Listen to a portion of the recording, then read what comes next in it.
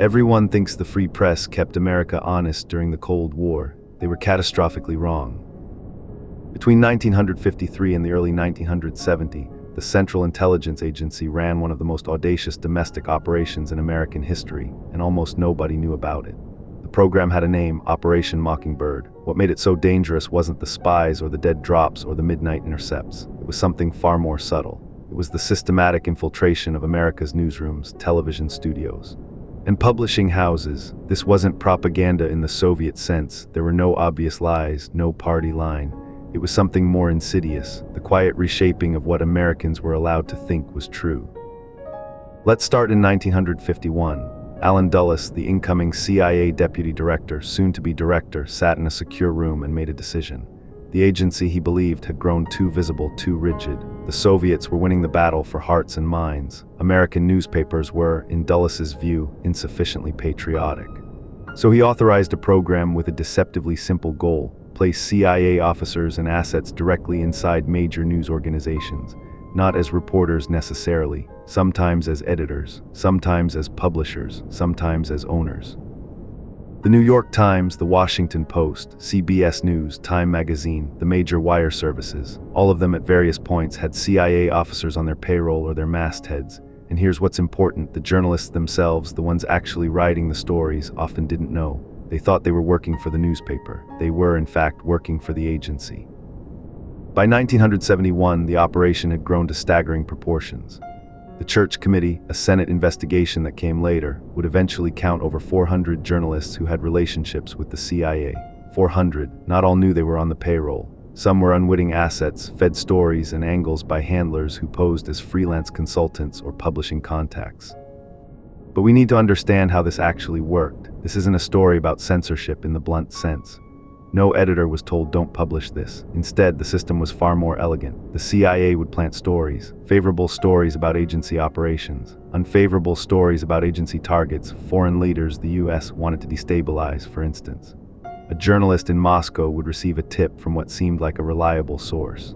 The tip would point toward a scandal. The scandal would turn out to be real. The journalist would publish. The story would spread. And 6 months later, that foreign government would be overthrown or weakened enough to bend to American pressure. The irony, and this is where the museum piece gets interesting, is that the journalists often weren't lying. They were simply being pointed toward truths that served American interests. The story about a foreign leader's corruption, real. The timing of its publication, orchestrated. The impact, weaponized. Consider the case of Guatemala in 1954. The CIA wanted to overthrow President Jacobo Arbenz. He was a democratically elected leftist, which to Dulles and his colleagues meant he was a Soviet agent. The agency didn't storm the palace. Instead, they flooded American newspapers with stories about communist infiltration in Guatemala. The stories were technically accurate. There were communists in Arbenz's government. But the framing, the scale, the urgency, the implied inevitability of Soviet takeover, that was pure CIA work, and it worked. American public opinion shifted. Congress approved covert action. The coup succeeded. Arbenz fled. The journalists who broke those stories had no idea they were participating in an operation. They thought they were doing journalism, and in a technical sense they were, but their work had been directed. Their sources had been cultivated. Their conclusions had been anticipated. They were instruments and they didn't know it. By the late 1960s, something shifted. Young reporters, especially those covering Vietnam, started noticing contradictions between what the government told them and what they saw on the ground.